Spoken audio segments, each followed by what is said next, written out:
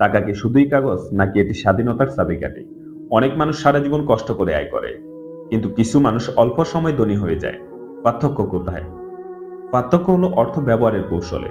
আজ আমি তোমাকে অর্থ উপার্জন, সঞ্চয় ও বৃদ্ধির 7টি শক্তিশালী নিয়ম বলবো, যা অনুসরণ করলে তোমার আর্থিক ভবিষ্যৎ পাল্টে যেতে পারে।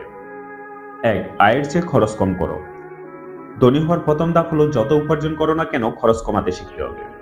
আমাদের চারপাশে অনেকেই আছে যারা বেশি আয় করে ঋণের বোঝায় ডুবে থাকে, কারণ তারা আয় বাড়ানোর সাথে সাথে খরচ বাড়িয়ে ফেলে। তোমাকে এই ফাঁদ থেকে বের হতে হবে। একটা সহজ নিয়ম মনে রাখো, পে ইউর সেলফ ফার্স্ট। মানে আগে নিজের জন্য সঞ্চয় করো, তারপর বাকি খরচ করো। 2. টাকা যেন অলস না থাকে। শুধু টাকা জমিয়ে রাখলে হবে না, সেটা এমন জায়গায় ইনভেস্ট করতে হবে যেখানে টাকা বৃদ্ধি পাবে। ধনী মানুষদের টাকা তাদের জন্য কাজ করে, কিন্তু সাধারণ মানুষ শুধু টাকা কামানোর জন্য কাজ করে। Stock market, real estate, business বা প্যাসিভ ইনকামের কোনো উপায় খুঁজে বের করো যেখানে তোমার টাকা নিজেই নতুন টাকা বানাবে। 3. একাধিক ইনকাম সোর্স তৈরি করো। একটা চাকরি বা একটা ব্যবসার উপর নির্ভর করা সবথেকে বড় ঝুঁকি। কখন কি হবে কেউ জানে না। তাই ধনী হতে চাইলে তোমার একাধিক ইনকাম সোর্স তৈরি করতে হবে। হতে পারে সেটা ফ্রিল্যান্সিং, অনলাইন বিজনেস, ইনভেস্টমেন্ট বা প্যাসিভ ইনকাম সোর্স। স্মার্ট মানুষেরা সবসময় ব্যাকআপ প্ল্যান রাখে। 4. বাজেট বানাও এবং অনুসরণ করো। অনেক মানুষ টাকা আয় করে, কিন্তু তারা জানে না তাদের টাকা কোথায় যাচ্ছে। মাসের শেষে তারা টের পায় টাকা ফুরিয়ে গেছে। এমন সমস্যা থেকে মুক্তি পেতে একটা বাজেট তৈরি করো এবং সেটা অনুসরণ করো। খরচের প্রতিটি টাকা হিসাব রাখলে দেখবে মাসের শেষে ভালো পরিমাণ টাকা বেঁচে যাচ্ছে। 5. ঋণ থেকে দূরে থাকো।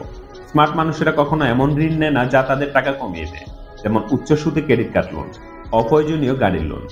ভালো ঋণ হলো যেটা থেকে ভবিষ্যতে আয় হবে, যেমন বিজনেস লোন বা রিয়েল এস্টেট ইনভেস্টমেন্ট। কিন্তু খারাপ ঋণ তোমাকে দাস বানিয়ে রাখবে। 6. নিজের আর্থিক শিক্ষা বাড়াও। যত বেশি শিখবে তত বেশি আয় করতে পারবে। পৃথিবীর সব সফল ধনী মানুষ প্রতিদিন নতুন কিছু শিখে। বিনিয়োগ, ব্যবসা, বাজেটিং এসব বিষয় বই পড়ো, ইউটিউবে ভিডিও দেখো, কোর্স করো, কারণ ফাইন্যান্সিয়াল নলেজ ফাইন্যান্সিয়াল পাওয়ার। 7. ধৈর্য ধরো, লম্বা সময়ের জন্য ইনভেস্ট করো। ধনী হওয়ার জন্য সময় লাগে।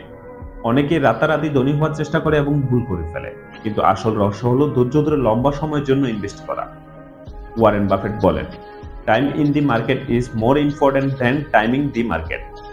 তাই ইনভেস্টমেন্ট করো এবং ধৈর্য ধরো। অবশেষে বলা যায়, এই 7টি নিয়ম যদি তুমি জীবনে মেনে চলতে পারো, তাহলে তোমার আর্থিক ভবিষ্যৎ বদলে যাবে।